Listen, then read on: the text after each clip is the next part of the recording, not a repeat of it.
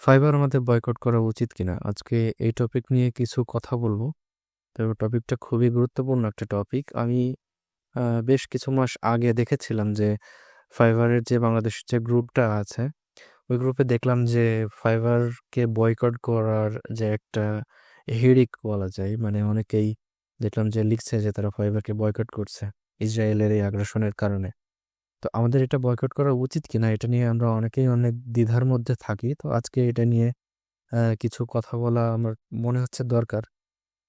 তো যেটা বলবো সেটা সম্পূর্ণ আমার নিজের বুঝ অনুযায়ী বলছি, এবং আমার বুঝের সাথে আপনার বা অন্য কারো বুঝের আহ, অসামঞ্জস্যও হতে পারে। আপনার একটা বুঝ আছে, আমার একটা বুঝ আছে, এবং হতে পারে যে আপনার বুঝটাই আমার থেকে বেশি সঠিক। কিছু দিক থেকে সঠিক, আবার কিছু দিক থেকে কিন্তু ভুল হইতে পারে, কারণ একটা দিকে অ্যাপ্রোচ করতে হলে অনেক দিক দিয়ে অ্যাপ্রোচ করা যায়। অর্থাৎ দিন শেষে আপনার এবং আমার উদ্দেশ্যটা কি? উদ্দেশ্যটা হচ্ছে ইসরায়েল ইকোনমিক দিক থেকে যেন ক্ষতিগ্রস্ত হয়, যেন তারা গাজাতে যে আগ্রাসনটা চালাচ্ছে এটা তারা বাধ্য করতে বন্ধ হয়। এটাই তো আপনার আর আমার উদ্দেশ্য। তো আপনি একভাবে আগাইতে পারেন, আমি আরেকভাবে আগাইতে পারি। তো এটা আমি সম্পূর্ণ নিজের বুঝ থেকে কিছু কথা বলতে চাই এই বিষয়টা নিয়ে। এখন কথা হচ্ছে যে আপনি চিন্তা করেন যে বয়কটের যে বিষয়টা চলছে আজ থেকে প্রায় কয়েক বছর হয়ে গেল যে বয়কট এটা চলছে, এবং কয়েক বছর গ্লোবালি যে বয়কটটা চলছে আমরা এর ইফেক্টটাও কিন্তু দেখতে পাচ্ছি। যেমন স্টারবাকস আপনাদেরকে দেখাই, যেমন ম্যাকডোনাল্ডস, স্টারবাকস বা এ ধরনের যেসব ইসরায়েলি কোম্পানিগুলো আছে তারা কিন্তু ব্যাপক ক্ষতির সম্মুখীন হয়েছে। কারণ মানুষজন তাদের যে প্রোডাক্টগুলো আছে সেগুলা কেনা বন্ধ করে দিছে বা অনেক কমাই দিছে, যার ফলে ইকোনমিক দিক থেকে ইসরায়েল কিন্তু অনেক অনেক ক্ষতিগ্রস্ত হলো। এটা কিন্তু সঠিক। তার মানে কি বোঝা গেল যে এই ধরনের যে বয়কটগুলো আছে, প্রোডাক্ট বয়কট, এই প্রোডাক্টগুলো বয়কট করলে ইসরায়েল ক্ষতিগ্রস্ত হচ্ছে। ঠিক আছে, খুবই ভালো দিক। এখন আমরা যদি ফাইবারকে বয়কট করি সেই একই রকম রেজাল্ট আমরা পাবো কিনা? আমার কাছে মনে হয় না।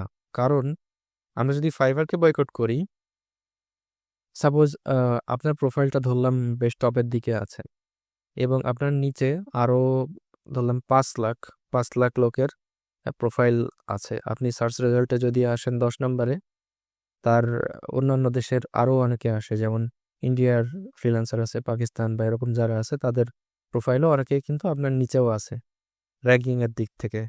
তাইলে আপনি সাপোজ আপনার অ্যাকাউন্টটা হঠাৎ ডিলিট করে দিলেন, আপনি বা ডিঅ্যাক্টিভেট করে দিলেন, যেটাই করেন আপনি এই আশায় থাকলেন যে আমি যদি ওইটা ডিলিট করে দিই আমার অ্যাকাউন্টটা, বা আমি ডিঅ্যাক্টিভেট করে দিই, তাহলে ইসরায়েল হয়তো ক্ষতিগ্রস্ত হবে।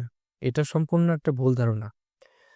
ইসরায়েল কোন দিক থেকেই এটাতে ক্ষতিগ্রস্ত হবে না, ক্ষতিগ্রস্ত হবেন শুধুমাত্র আপনি। কেননা কেননা আপনার আপনার প্রোফাইলটা যদি অফ হয়, আপনার নিচে যেসব 5 লাখ লোক ছিল তারা সেসব জায়গাগুলো দখল করে নিবে।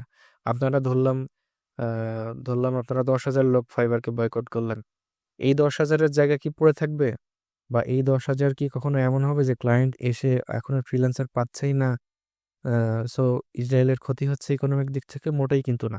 আপনার জায়গাগুলা অন্য দেশের যেসব ফ্রিল্যান্সাররা আছে তারা দখল করে নিবে। দখল যখন করে নিবে, তো তারা কাজ করবে ক্লায়েন্টের যে কাজটা আপনার করার কথা ছিল। তারা ডলার ইনকাম করবে, তাদের দেশের ইকোনমিক দিক থেকে স্ট্রং হবে। ইসরায়েলের যে কমিশনটা তারা নিত সেই কমিশনটা ইসরায়েল ঠিকই পেয়েই যাবে। মাঝখান থেকে ক্ষতিটা তাহলে কার হইল? ইসরায়েলের তো হইল না। মাঝখান থেকে ক্ষতিটা হইল আপনার। লাভবান কে হইল? মাঝখান থেকে লাভবান হইল ইন্ডিয়া, পাকিস্তান বা আরো যেসব অন্যান্য এশিয়ান আছে, বিশেষ করে এরা এরা এরা কিন্তু ইকোনমিক দিক থেকে আরো বেশি স্ট্রং হলো। ক্ষতিগ্রস্ত হলো বাংলাদেশ এবং আপনি। ইসরায়েলের কোনো ক্ষতি নাই, কারণ ফাইবার প্ল্যাটফর্মে অনেক অনেক অনেক বেশি সেলার। ঠিক আছে, তার মানে আমরা যে আবেগ দিয়ে যে চিন্তাটা করি যে আমি মনে হয় এখানে ডিঅ্যাক্টিভেট করলেই কিছু একটা হয়ে যাবে, কথাটা সম্পূর্ণ ভুল। বরং আবেগ দিয়ে নয়, আমাদেরকে বুদ্ধি দিয়ে চিন্তা করতে হবে। বিশেষ করে আমরা যারা মুসলমান আছি আমাদের মধ্যে এই ধরনের চেতনাগুলো অনেক বেশি, কিন্তু আমরা নেগোশিয়েট করার স্কিলটা আমাদের মধ্যে নাই। কোনখানে কি করা উচিত এটা আমরা বুঝতে পারি না, আমরা শুধু আবেগ দিয়ে চিন্তা করি সবকিছু। তো তো আরেকটা কথা বলি যে আপনি যদি ওদের মধ্যে কারো কেউ একজন হন যে হচ্ছে ফাইবারকে অলরেডি বয়কট করছেন, আপনার অ্যাকাউন্ট ডিলিট করছেন বা ডিঅ্যাক্টিভেট করছেন, আপনার নিয়ত সহি, আপনার নিয়ত সহি, আল্লাহ আপনাকে উত্তম প্রতিদান দান করুক, এই দোয়া থাকবে। যদি আপনি কাউকে পান যে বয়কট করছে না, তাইলে তার সম্বন্ধে অন্তত কোনো কটু কথা বলবেন না, কারণ সে বয়কট না করার মাধ্যমেও একটা গুড ডিসিশন নিছে, কিন্তু নিজের অজান্তে অথবা জেনে, যেভাবে হোক সে কিন্তু একটা গুড ডিসিশন নিছে। যদি আপনার ফ্যামিলি এমন হয় যে আপনার ফ্যামিলি আপনার ইনকামের উপর নির্ভরশীল এবং আপনার অনেকটা ইনকাম আসে ফাইবার থেকে, তাহলে আপনি বয়কট করে শুধু শুধু নিজেকে বিপদে ফেলছেন। আপনি তো ইসরায়েলকে ন্যূনতম বিপদেও ফেলতে পারছেন না এখানে। ঠিক আছে, আমি একটু আগে যে ব্যাখ্যাটা করলাম। তো অনেকে দেখবেন অনেকে দেখবেন যে হচ্ছে যে বলে যে আচ্ছা তোমরা এত কিছু বয়কট করছো ইসরায়েলের, তোমরা তাদের প্রোডাক্ট বয়কট করছো, বা আপনি যারা ফাইবারকে বয়কট করছিল তাদেরও কমেন্টে দেখবেন যে অনেকে লিখছে যে তোমরা কেন ইসরায়েল বা আমেরিকার বানানো ইন্টারনেট ব্যবহার করো, ডিভাইস ব্যবহার করো, তাদের সোশ্যাল মিডিয়া কেন ব্যবহার করছো, ওইগুলাও তোমরা বয়কট করো। এরা হচ্ছে বোকার বোকা যারা এই ধরনের কথাগুলো বলে।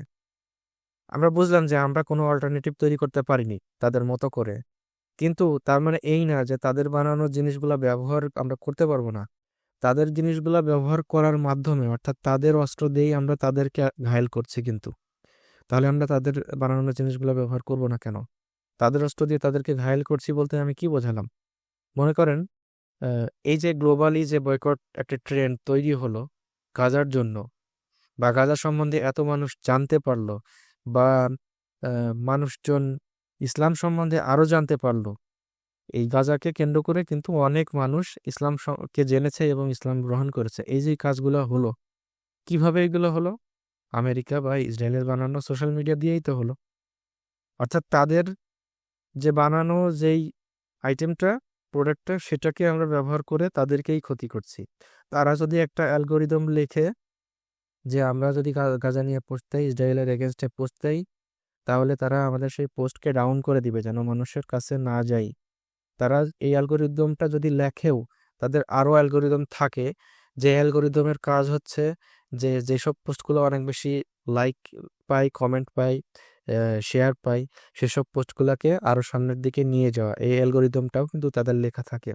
তারা যদি আমাদের একটা পোস্ট নিচে নামিয়ে দেয়, আমরা সেগুলোকে বেশি বেশি লাইক শেয়ার দিয়ে, কমেন্ট দিয়ে আমরা সেগুলোকে আরো উপরে দিয়ে দিব, অর্থাৎ অ্যালগোরিদমটাকে আমরা পুশ করব, তাদের অন্যান্য যেসব অ্যালগোরিদম আছে সেইগুলোকে আমরা পুশ করতে বাধ্য করব আমাদের পোস্ট, এবং আমরা করছিও সেইটাই, এবং এটা কাজেও কিন্তু দিছে।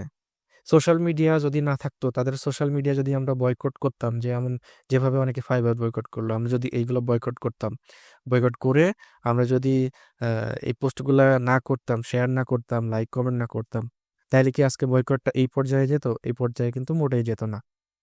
ঠিক আছে, তার মানে যারা এই যে বোকার মতো কথা বলে, এদের কথাই আপনি মাইন্ড করবেন না। আমরা ওদেরই সোশ্যাল মিডিয়া চালাবো, ওদের ডিভাইস চালাবো, মাঝখান থেকে ওদেরও ক্ষতি করবো। হ্যাঁ, আমাদেরও অল্টারনেটিভ বানাইতে হবে। আমরা কিন্তু অনেক পিছিয়ে গেছি মুসলমানরা, আমরা এটা কিন্তু বুঝতে পারছি এখন। কারণ এই মুহূর্তে আমরা দেখছি যে পৃথিবীর চারপাশে যদি তাকাই, তাহলে কিভাবে মুসলমানদেরকে মারা হচ্ছে। তো এটা কেন হচ্ছে? কারণ আমাদের হাতে কোনো ক্ষমতা নেই। আমরা ওদের টেকনোলজির উপরে নির্ভরশীল হয়ে গেছি, ওদের বানানো প্রোডাক্ট সবকিছুর উপর আমরা নির্ভরশীল হয়ে গেছি। অর্থাৎ আমাদেরকে অল্টারনেটিভ বানাইতে হবে। তার মানে এই না যে যতদিন আমরা সেটা বানাইতে পারছি না, ততদিন আমরা তাদের প্রোডাক্টটা ব্যবহার করতে পারবো না, বা সেটাকে বয়কট করব, বা বয়কট করলেও আদৌ তাদের কোনো লাভ হচ্ছে কিনা। লাভ হচ্ছে কোন দিকে? আমি আপনাকে বলি, যেটা আপনাকে একটু আগে দেখলাম, যে এই যে আমরা যে প্রোডাক্টগুলো বয়কট করছি তাদের, এটাতে তাদের কিন্তু বিলিয়ন বিলিয়ন ডলার ক্ষতি হয়েছে, তাদের ইকোনমিক দিক থেকে অনেক ক্ষতি হয়েছে। ঠিক আছে, এটাতে কাজে লাগছে, কারণ প্রোডাক্ট যখন আমরা না কিনছি, তারা স্বাভাবিকভাবে সেল করতে পারছে না। কিন্তু আপনার ফাইবারের ক্ষেত্রে কি বিষয়টা সেম? সেম না। আপনি সার্ভিস না দিলে আপনার জায়গায় আরো লক্ষ লক্ষ লোক আছে সেই সার্ভিসটা দেওয়ার জন্য। অর্থাৎ মাঝখান থেকে আপনি নিজেই ক্ষতিগ্রস্ত। তো এই জন্যে আমি পার্সোনালি, প্রথমে আমার মাথায় আসছিল যে এটাকে বয়কট করা উচিত কিনা, কিন্তু অনেক ভেবে চিন্তে দেখলাম যে আসলে আবেগ দিয়ে আমরা যেভাবে সবাই চিন্তা করছি, এতে আমাদের নিজেদের ক্ষতি ছাড়া আর কোনোটাই কিছুই হবে না। ঠিক আছে, তো আপনার অবশ্যই ভিন্ন মত থাকতে পারে। সেক্ষেত্রে সেক্ষেত্রে আমার কিছু করার নেই, কারণ আমার বুঝ দিয়ে প্রথমেই বললাম যে আমার বুঝ আমি বললাম, আপনার একটা বুঝ থাকতে পারে, সেটাও রাইট হইতে পারে কিছু দিক থেকে। আমি যেটা বলছি এটাও রাইট হইতে পারে কিছু দিক থেকে।